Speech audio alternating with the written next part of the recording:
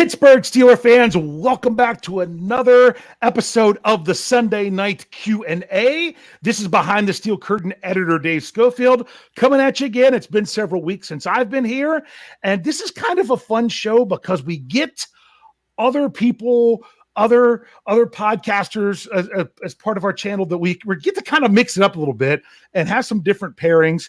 And I jumped in this week because I had a chance to do a podcast with someone that I've never done a podcast with before. So what you have here tonight is Dave Schofield, host of the Scobro Show, host of the, what's my other one? The Steelers Stat Geek. I'm also on the Steelers Preview, but we have the host of the Steelers Power Half Hour, 1/3 of the Ohioans. We have Chris Pugh. Chris, how are you tonight? Great, Dave. It's awesome to be here. What's going on? Yeah, I mean, I'll start this question with you. People, if you're coming in and you're in the live chat, start firing the questions away. We'll get to them here real quick. I'm going to ask Chris a couple things while we wait for him.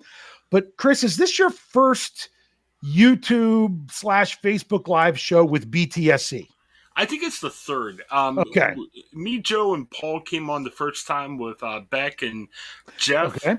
Yeah, it was the introduction interview. And Gotcha. I replaced Beck it was right before the Steelers-Bears game on Enemy. Beck had to take a week off. That's right. Yeah. You filled in on that show. I remember now.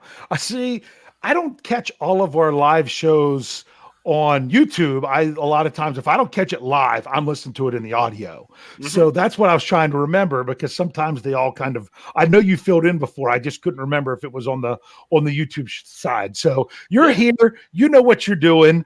I'm going to start off with a question to you, because you living in Ohio and you having to cover other things besides the Steelers at times, you get caught up doing that mistake by the lake, that ugly Brown team. What all did you have to do with the covering of their big signing over the weekend of Deshaun Watson? Yeah, I work with all of our papers in the USA Today network in Ohio.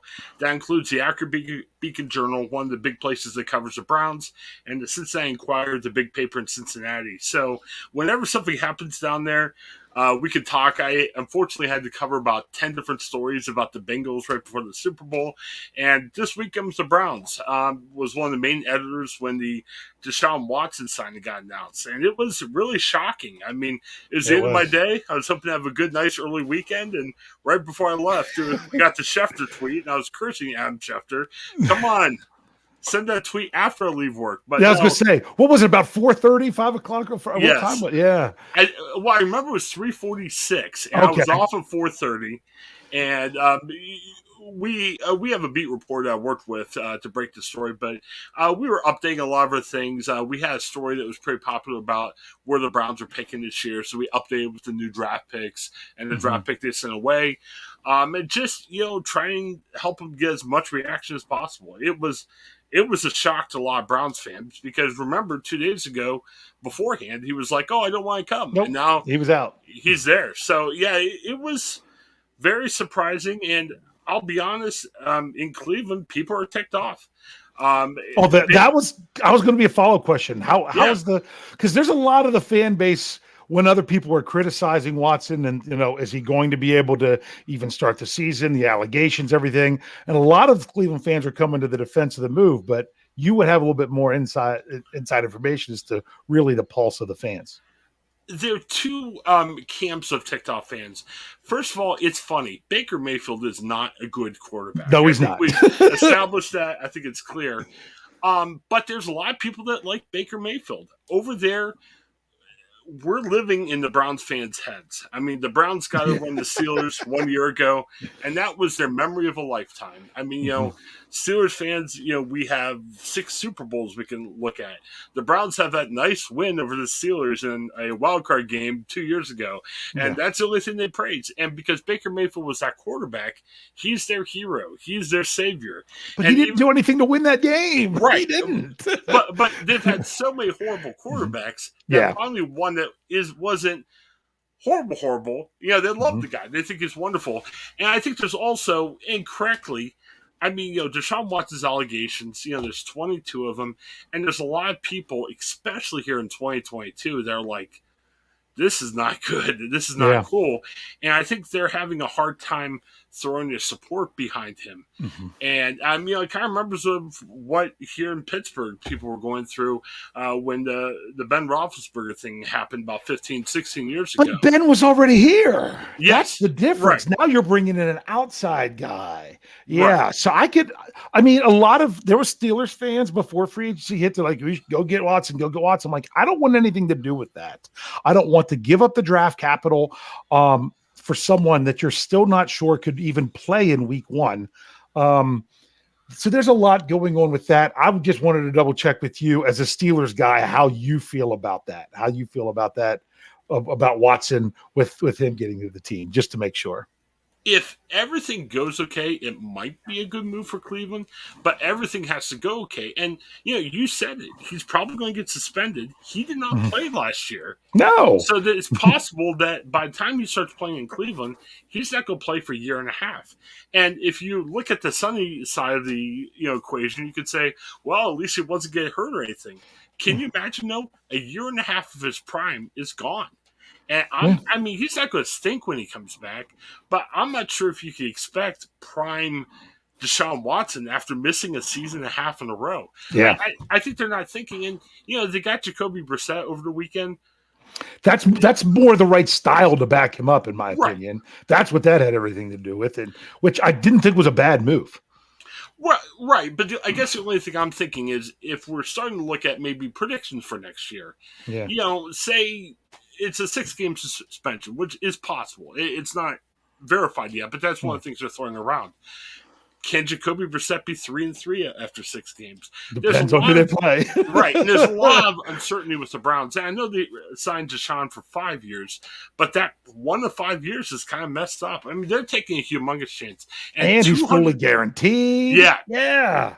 $230 million guaranteed is crazy. Yeah. They're putting a lot of eggs in one basket, and if it doesn't work out, then they're going to be back to being the Browns. So let's get on to some of these other questions. You ready for it? Yeah, let's do it. All right, so I'm going to try to get through these as much as we can. If I don't get to you, I'm sorry. If you use the super chat feature, we'll make sure we get it. No pressure to do it. That's not what this is about tonight. This is about getting as many questions as we can. So here we go. I will butcher all these names. I really enjoy doing that. And no, I don't do it on purpose, although I'm tempted. Okay, this is Brian of Mizwa. He says, so still no Honey Badger signing. The answer to that is no.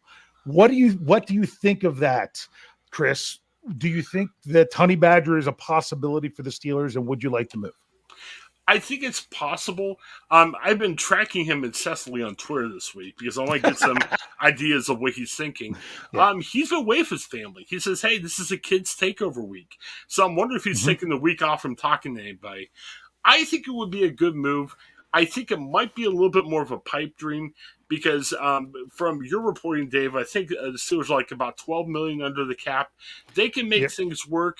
I think it's going to take like a Miles Jack type signing where the market's a little bit dry and he says, hey, look, I'd like to come to Steelers or maybe a little bit of a reduced rate. I will say the one team that scares me, and we can answer a lot of questions like this, the Colts have $69 million under the cap. Mm-hmm. And the Colts are almost a playoff. But they don't have a quarterback. Right.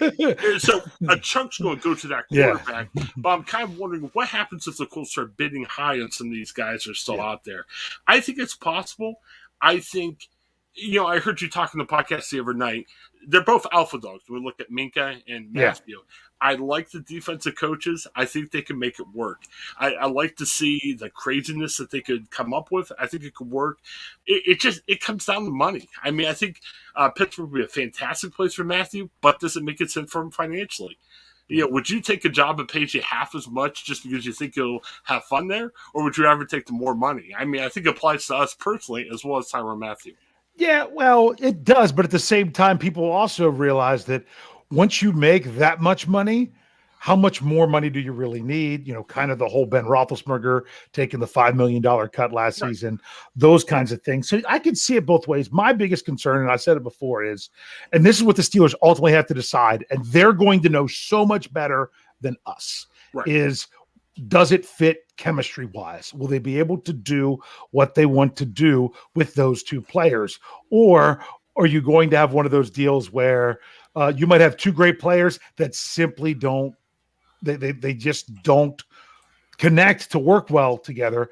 So if the Steelers choose to bring back Terrell Edmunds instead, I'm not going to be disappointed because they at least know that they have someone in there that works together. So I'm okay with either one of those two players. When it comes beyond that, I'm not really sure because I don't try to get my hopes up on people that the Steelers don't get. But I'm fine with whatever the Steelers decide to do at safety as long as it's not a downgrade from what they had last year. I don't think they do exactly. Yeah. So Cecil Music, I guess that would be Music. He says, do you think they choose Louis Riddick as the next GM?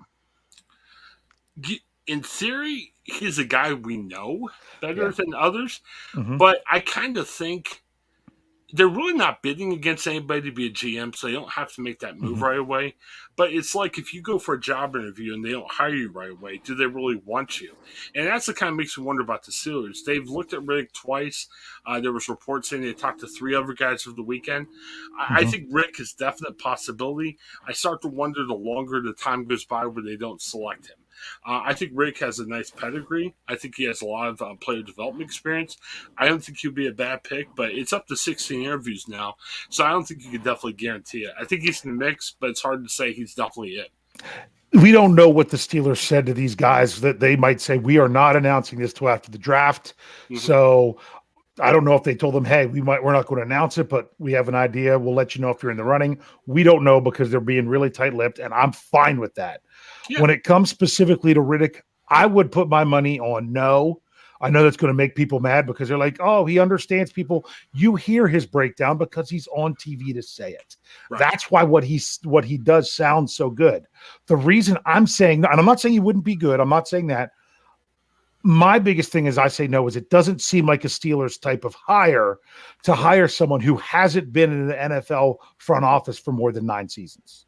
Right. That just doesn't seem that they would do that as GM. Now, for all I know, they could be taking this open GM position and be talking to guys like Riddick in case they hire someone like Brandon Hunt, and then they need somebody else in their scouting department, which is where Riddick has his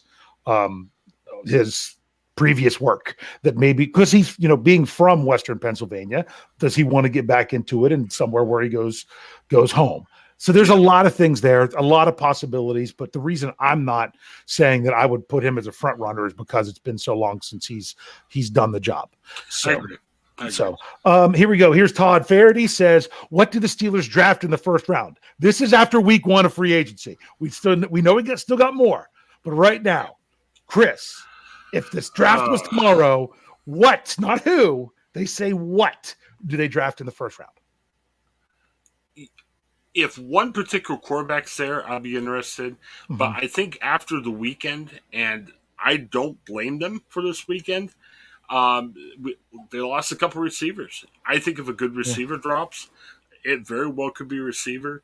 I personally kind of like receiver or maybe offensive line. They're at a pretty good spot where they can kind of sit and wait for people to fall to them. Like, they don't have to desperately trade up or desperately try to find the best, certain position. They can let the board come to them. And you know how it is. There's always guys who fall. And the Steelers have been fortunate that way in the past. I think they're going to continue to do that. I think if Malik Willis is there, I can see them going after him. I like Trubisky, but I'm not a huge Trubisky guy. And I think having a guy that could develop would be good. But receiver, you got 2 veterans in your room. You got to get some more bodies in there. No, and these are veterans that are still on rookie contracts. Yes. Yeah, that's right. A veteran for the Steelers. You got to remember that because of kind of a very similar question we got on the YouTube side was what's the biggest draft need after free agency, and meaning right now it's free agency. I'll give people a little bit of heads up. If you follow us at BehindTheSteelCurtain.com, your one-stop shop for all things Pittsburgh Steelers, the Mock Draft Monday article that I do every Monday, it'll be out at 8:15 Eastern on Monday. I'll go ahead and tip you off. It was where someone basically took it was from CBS, and they took the needs the team still had after week 1. They had the Steelers drafting a safety. I don't know if what the Steelers want at safety is going to be what's right there for them in round 1. I think they're still going to address that in free agency. I like your idea of saying they could go wide receiver. Even if they sign a wide receiver, they could still go wide receiver. So I like that the draft board's open right now. That's what I ultimately want to see happen by the time the end of April rolls around, that they really could go anywhere. You don't have to force the quarterback issue. You don't have to force the cornerback issue. You don't have to force any particular issue. And I've always been an offensive line guy. So here we go. Here's another one. I've read half of it, so we'll get it all here. This is by Aman Singh. Doesn't look like KC broke the bank to acquire Juju. Do you think Juju's deal would have been expensive for the Steelers? Here's Chris's take. Please disagree with me if you Okay. think. I don't think it's as much of a money issue. I think Juju was betting on himself. I think Juju wanted to have a good year so he can cash in the free agency.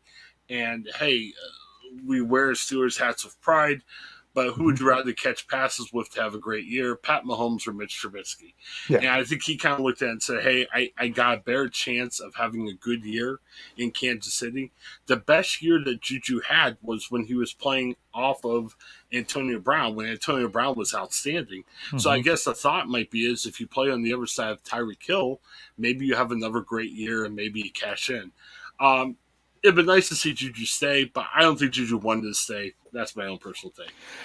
Yeah, Juju's mom said that he really wanted to stay, and the Steelers didn't really offer him anything. I don't know if that's the case or not for sure. They're all speculatory. Of course. What I'm going to say is, yeah, it looked like it was 10.5 here. It's maybe 3.5 with a bunch of incentives, but some of those incentives are game.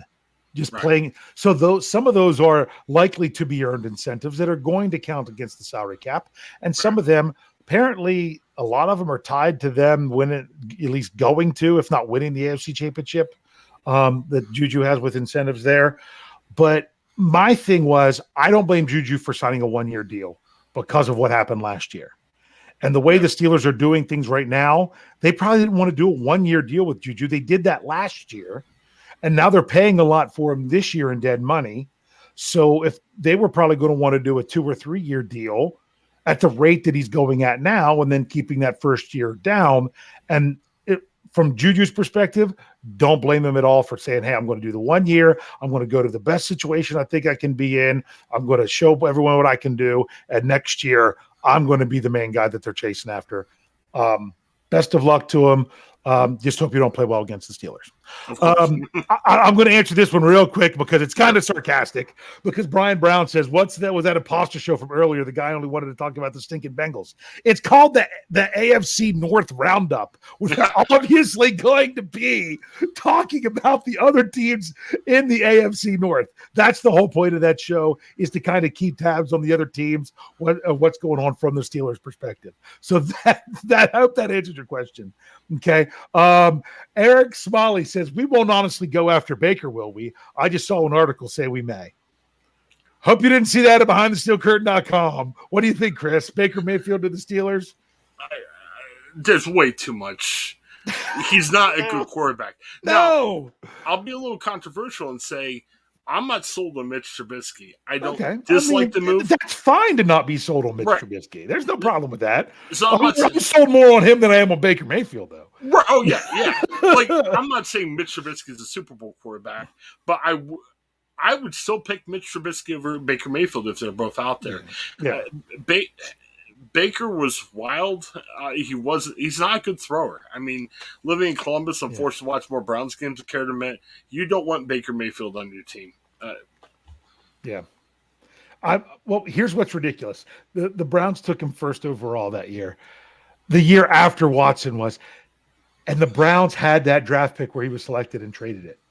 They could have had Watson. And they already had Myles Garrett in that draft. They could have had Watson and chose not to. And now they're paying all this draft capital to go get him.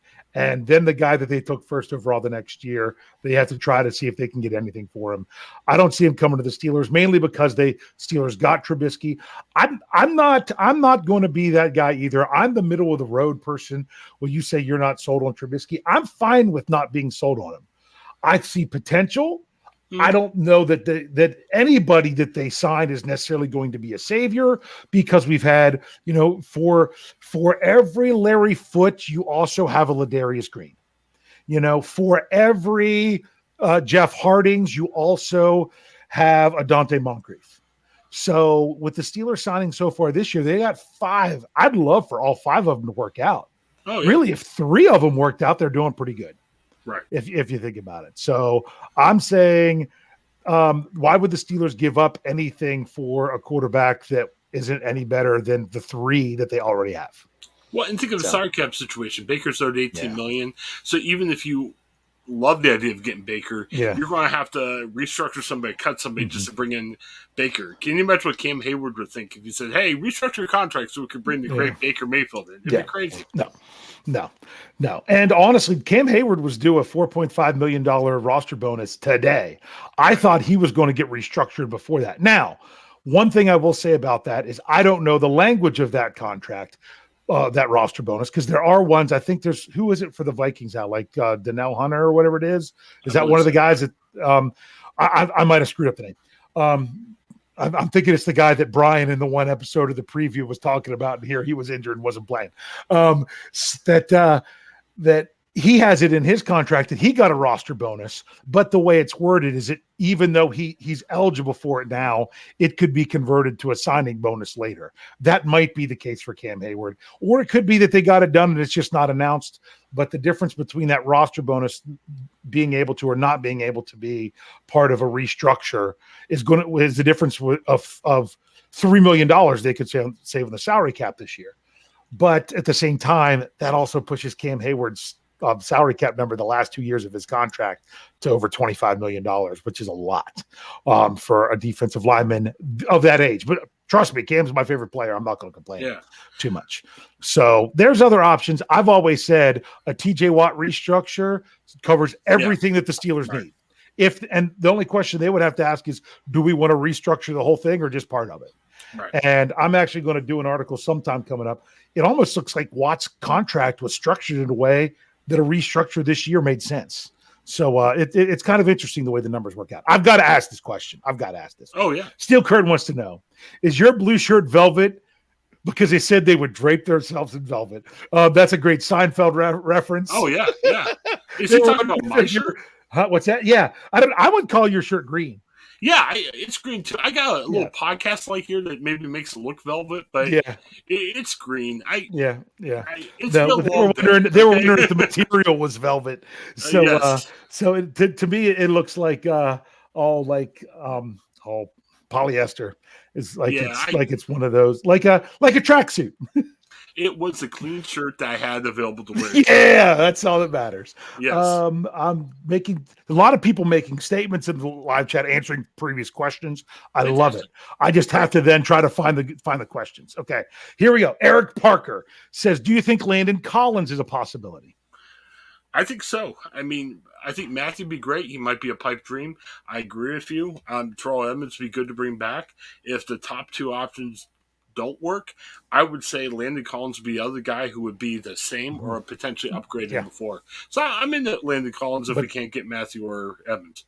And that's also about money as well. Right. And then you have to know what to do. Brian Miswell had a follow-up question, says about the offensive lineman Dallas release. That was, is it La'el Collins or however you pronounce his name? La'el Collins, I think. He's has reportedly signed with the Cincinnati Bengals, who is they have really tried to bolster their offensive line this offseason, which is the move that they needed to make. Right. Lots of comments. I'm trying to get to. Please put the question mark at the end of your question so that way I can see it's a question. That'll help. All right, here we go. Brian Brown wants to know, is there any chance they intend to give the other safety position to Norwood?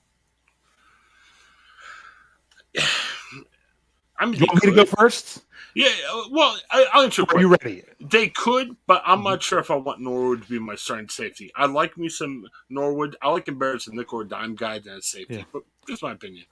I don't think he fits that strong safety mold of what they want. Yeah. Then I have to admit, you'll have to check it out tomorrow at BehindTheSteelCurtain.com, your one-stop shop for all things Pittsburgh Steelers. With my mock draft Monday, the player that they had the Steelers taking, it's obviously not the safety from Notre Dame. He's going in the top 5. It was someone else, and it didn't seem to fit because they're like, oh, safety, he's great deep middle, and he'd be really good in the slot. I'm like, I don't know, but not good as a box safety. It seems like the Steelers need someone that can also be that box safety, unless they want to overhaul what they're doing. And with having Devin Bush and Miles Jack, if one of those can kind of even take that role in things, I just don't know that that's their vision. But if they make a move like that their strong safety isn't typically what they have in a strong safety, then you know that they're going with a different philosophy for the year. Do you think that's safe to say? Yeah, I would agree. Yeah. So, all right, let's see. I'll try to find some more questions. We still got a few minutes here to go, because we try to make sure that we keep these shows as a little bit tight. Just saying what up, yeah. Okay, I'm still looking for a question. Man, lots of great discussion though I can see here from everyone tonight. Oh, Snowman, $5. I almost missed that. I'm so glad I caught this. $5 in the tip jar. Thank you very much. He says, "Is there any news on signing Terrell Edmonds?" And that was one of the things we're talking about. There was not any news for the Steelers at all of any signings on Sunday. Right. There was I'm getting my days mixed up because I'm so run down from everything. Gunner was signed. That was Saturday? That was Saturday. Yeah. Okay, so I didn't lose a day in there. I was going to say Saturday, but or was that Friday? But no, Friday was something else. So we had Gunner. How do you say his last name? Do you know? I have no idea. Oh, and you froze on us a little bit, and the look on your face on YouTube right now from where Chris is frozen is actually pretty comical. So hopefully we can get him back. There, we got you back? Yes, we're back. Yeah. Okay. Yeah, you were frozen. The look on your face was great. If you weren't watching on YouTube or Facebook, you really missed it. Don't screenshot that. Come on. Yeah. So I didn't hear if you tried to pronounce his name. I think it's Olszewski, but I'm not sure if that's right. Yeah, I don't know. All I know is that he made All Pro as a returner in 2020, so that's not bad at all. Okay. Yeah. Clarence Washington wants to know who will be the inside linebackers. Do you think it's Bush and Jack, even though they're more kind of the same role? I mean, I think so. I mean, I think they're invested in seeing if Jack's. Bush is going to be the guy, and I don't see how you don't start Miles Jack. So, I mean, they are the same type of linebacker, which makes me a little bit nervous. But I think you have to start Jack and Bush unless you have a sincere reason why they're not performing well. But, I mean, you brought Jack in to start, and I think they're still trying to see if Bush can be good. And I have full confidence that Forrest can bring out the best of Bush. Hopefully he's healthier, and hopefully his mindset is right, and he's ready to roll. Yeah, and you just don't know what the Steelers, if they're trying to do something different, if they're saying, hey, based on these players, let's do this.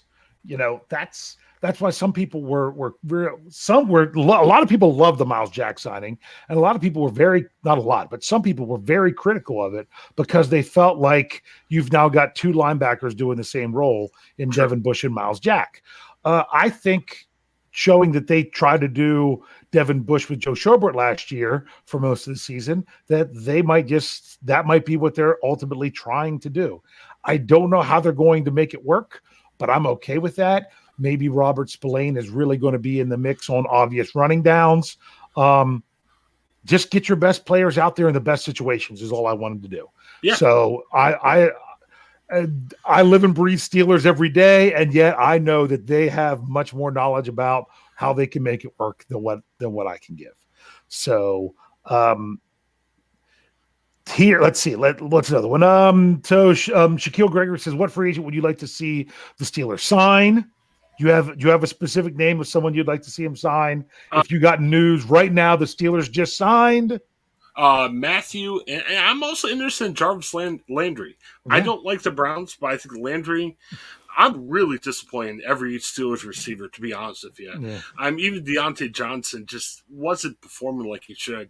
I think Jarvis Landry could bring a veteran leadership that hopefully can kind of kick the butt of Claypool and Johnson, help bring the best out of them. I mean, I want to see improvement there. And I think Landry has a veteran enough savvy to do it, but I know a lot of other teams are after Landry, so I'm not sure if we can get him. But yeah, honestly, that was the name I was going to throw out there because I knew it was. I don't even know if there's any interest on either side, but it it would make sense for the Steelers to bring in a receiver, but I've really got to look at where these receivers fit, because right now the biggest thing going on with Claypool and Deontay Johnson is both of them are better in the same position. Right. So that's not good if you have two guys that their best role is the same position on the field, and that one of them would thrive more when the other one wasn't available. So the Steelers do have a lot to do with that receiver position. Let's go with Jack H. He says, do you think Mason Rudolph has any chance of starting week 1? Trubisky needs to fall on his face and just really perform poorly. And it's possible. I mean, anything's possible. But even though the Steelers got him at a cheaper rate, I still think they made that deal and they signed him quick enough where they're viewing him as a week 1 star unless he falls apart. Yeah. Well, take injury out of the equation. Because we always know that Ben Roethlisberger wouldn't have been starting his rookie year if not for 2 injuries ahead of him. Right. So not even going to worry about not even that, but I don't know that it would have to be simply Trubisky just falling on his face. Trubisky could still be fine, but if Rudolph just comes out and absolutely tears it up and you're like, man, there's no way we could not. And even if he did, I still wouldn't then be surprised if the Steelers tried to shop him. If he did that good, So, but it would only have to be if Trubisky is just doing fine. It went from it being Mason's job to lose that now it's Mason's job he has to earn. Right. So, which isn't a bad situation at all. We've got time for maybe 2 more. We've got Brad Jewett. He says, who's been your favorite free agent signing thus far? I know mine, but I'm interested to hear what yours are. I know mine. I'm going to let you go first, and we'll see if it's the same one. Miles Jack had the biggest name, but I like James Daniels because I wanted to see the Steelers upgrade at offensive line.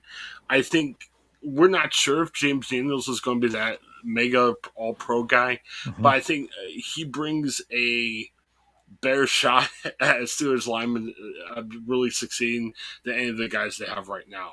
So he was one guy I looked at before free agency that when they got him, I said, wow, the offensive line is a little bit better now than they were once they got James Daniels. So that's a guy I like. That was my answer because, being an offensive line guy in the first place, I think it's funny because when I read KT Smith's film breakdown on Friday at Behind the Steel Curtain, that I noticed some of the film and they're like some of the things he could do and how he could work his feet and a little bit of the quickness and, getting to a block and everything. I saw it and thought of some of the film that people showed of Kendrick Green whenever he was in college. So I'm like, so you're taking some of the stuff that we thought maybe Kendrick Green could do in the pros, but we're seeing it from a guy actually doing it in the pros. So I like the athleticism of that move and just his overall attitude on the offensive line. That is why it is my favorite one. I'm going to answer this question real quick myself, and then we'll go out and find one more. It said, since Juju is gone, who will be the next profile pick for BTSC Steelers Radio? For right now, it's the Steelers logo. I saw that tonight. That Bad must have changed that. That's what it is for now. I don't know what they would do. I know what my vote would be, but I don't know that my vote really matters. Okay. Let's find one more. I know I'm missing some. There's a bunch of them. I'm trying to get one that's a different question from what we've already looked at tonight. So I'm trying to skip it ahead. So we've kind of answered that one. I'm going to do this one because it's completely different from anything else that we had. Okay, and this is M. Hall. He says, what backup edge rushers could we pick up? That's a good question. It is. I have an answer to that because right now it's Watt, it's Highsmith, it's Tuska. Yeah, and I'll be honest with you. I don't know if I want Tuska as my third outside linebacker, but although the Steelers have done a really good job filling in some of the obvious holes they had going into the offseason, I'm still looking at outside linebacker, even though it is a need.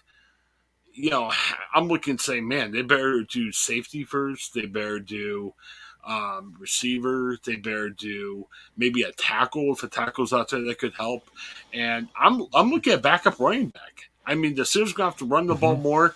I don't want to see poor Najee's legs fall off. I mean, I love Najee, but I don't want to see the same thing happen with Le'Veon Bell. So, yeah, Dave, maybe you can better answer that question because I'm not really plugged in here. I know what you mean. I think, they could bring back Taco. No one's lining up to grab Taco. They could, but even if you do, you bring him in as a guy that he's got to go to camp and make the team still. Right. Right now, I feel almost any backup linebacker they would bring in is going to be a guy that might need to make the team. I would not be shocked if the Steelers addressed the position. I would say the first 2 days of the draft, but it could even be with an early pick in the third day to just have someone else there that could eventually work in. That wouldn't shock me. But I don't really know of a good name that would be a good fit that would want that role because, even someone like Melvin Ingram, he ended up not liking that role. Right. So I don't know that there's any name that's flashy enough to answer that question. But if they find somebody that they like, to me, that would be the perfect opportunity for a Mike Tomlin special. And you're like, what do you mean by a Mike Tomlin special? It's not just about the contract. It's about great example of a Mike Tomlin special. Knock it out of the park. You're talking like a Minka Fitzpatrick.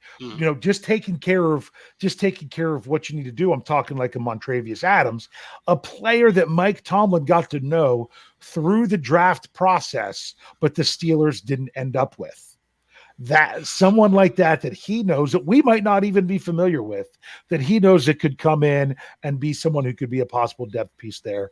That's what I would see them doing if they bring in a free agent at outside linebacker. Is that now you mentioned backup running back, and I know now some people are talking about that. Right.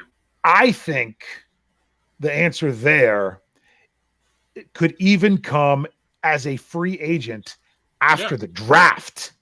It could be late. You're talking about just a guy that's someone who's probably never been the quote unquote RB1 for a team, but he's probably someone whose name because he's gotten enough carries. And running backs, you recognize names because that happens. But it's someone who comes in as a very low budget signing at a later time. That I could see that almost being the kind of a free agent move if they do anything at running back, something that would be a blip on the salary cap radar when you factor in their salary after displacement. Maybe I'm dreaming, but the Steelers need their next D'Angelo Williams. I love that guy. Yeah, because he took the pressure off Le'Veon Bell, and look what happened to Le'Veon Bell. I know he's not a proper name for us to talk about, but he got overworked. And already you're hearing that from Najee's agent, even after when he first got drafted. Please don't run my guy too much. And the Steelers almost had to, based on last year. I want to see Najee run a ton, but let's don't do the 350 touches again because you're not going to have Najee for a long time. Yeah, and one of the biggest, and if you're talking about one of the bigger names out there, who are the biggest ones? I know Fournette's out there. Yeah. I'm trying to think of maybe another one. Maybe Melvin Gordon from Denver. Melvin Gordon, I think, is out there. Yeah. Maybe Mark Ingram out? I see Mark Ingram and Marlon Mack in the live chat. I don't know if they are or not. But my thing is, you're not going to bring in a guy. You're not going to bring in a LeGarrette Blount. You're not going to bring in a guy that thinks he's coming in that could even steal the number one job. That's not happening. Right. That's flat on the table. You're just saying, hey, we've been known as the team that runs the guy into the ground. We want to take a little bit off of him. We're not going to have you come in and only get 3 carries in a game on 8 snaps. We're going to want to call on you to say, hey, we need 10 carries a game and give it, and we don't want to drop off. So. And actually give him 10 carries a game. Yeah. I mean, there have been years where they haven't done that. And, I know LeGarrette Blount. Not just the last 10 carries of the game. Give him, yeah. But I also understand last year with the Steelers offense. I mean, I know we're going a little bit over right now, but you have to realize this. Last year with the Steelers offense, look at week 18. It still sounds weird to say week 18. Yes. Very weird. But look at week 18. Najee Harris goes down early, and he wasn't ruled out. He just didn't go in for forever. Look at that offense. They couldn't do anything. They Right. couldn't do anything. They finally bring him in, like halfway through the fourth quarter? I'm trying to remember exactly now. Yeah. I want to go back and watch that game again. Yeah. And the offense is back to being able to do things. I kind of understand last year when Najee wasn't there. It was it wasn't great anyway, but it just kind of fell off a cliff. So what do you think real quick about Belange? Benny Snell, I'm from Central Ohio. Benny Snell's a Central Ohio guy. Mm-hmm. Nice story. People in Central Ohio like the guy, but he's not cutting it. No. Belange might be a guy, in my opinion, and I might be way off base here. Give him 4 or 5 carries a game.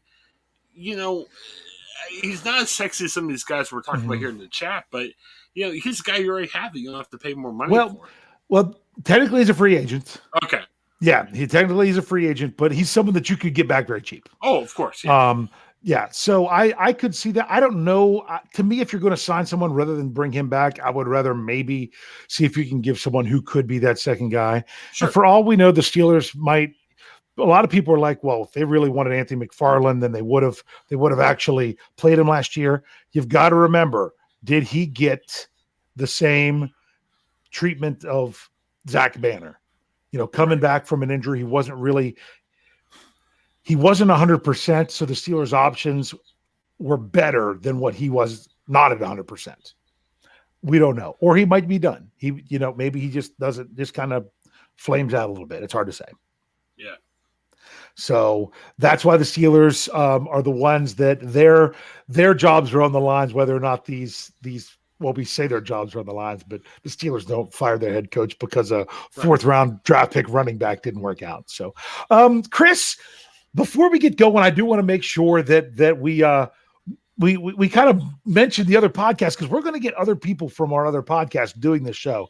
This was great. Your show, the Steelers Power Half Hour, it runs on Saturdays. You can find it. My Steelers Stat Geek is on Thursday mornings.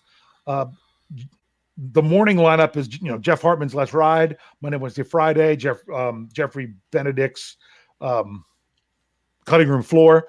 We've got you're part of the noon lineup though. I know, right? That you're one of those. It's you guys. It's Here We Go show, Yins, lots of other shows in there. We've pretty much the weekend sometimes is a little bit different, but pretty much we have a morning show for you, a noontime show for you, and then we have our evening YouTube and Facebook Live shows that go as audio overnight. So they're first things for you. There is so much from behind the steel curtain, just so many different perspectives. Our goal is to just not give you the same thing all the time. We like doing these Q&As with different people because you all were driving what we talk about. Then the comment earlier, why are we talking about the Bengals? That's just a different show of talking about what else is going on in the Steelers division. Because think about it. They play 17 games. 6 of them are against these teams. So that's a pretty significant part of the schedule. So hopefully you can find something. Chris, anything else you want to put out there? You also have your own network that your show goes on, right? Yeah, definitely. We have some extra bonus Steelers content on It's the Ohioan, but there's a lot of fun pop culture Steelers content. Just look up on wherever you get your podcast at, and definitely check out the Steelers Power Half Hour that you can catch here on Beyond the Steel Curtain. Yeah, and then I gotta ask just to make sure. And the other names from your show are Paul Yanchek and Joe Frost. Couldn't remember the last names. That's why I asked. Check out real quick the Etc. show because we talk Steelers here on Behind the Steel Curtain. We talk goofy pop culture stuff. We talk to a lot of strange newsmakers. We have a lot of fun. So check that show out if you like hearing Paul and Joe here on this airways. You can catch us on our pop culture stuff on the Ohioan Podcast Network. Thank you. All right. Well, Chris, thank you so much. This was a lot of fun tonight. Yeah. And make sure that you're, if you haven't already, subscribed to the YouTube channel so you can get the alerts of when we're going live. That's always beneficial. Make sure you do that. And of course, always checking out BehindTheSteelCurtain.com. Thank you very much. And we'll see you all next time. And we've always got to finish it up by saying, go Steelers.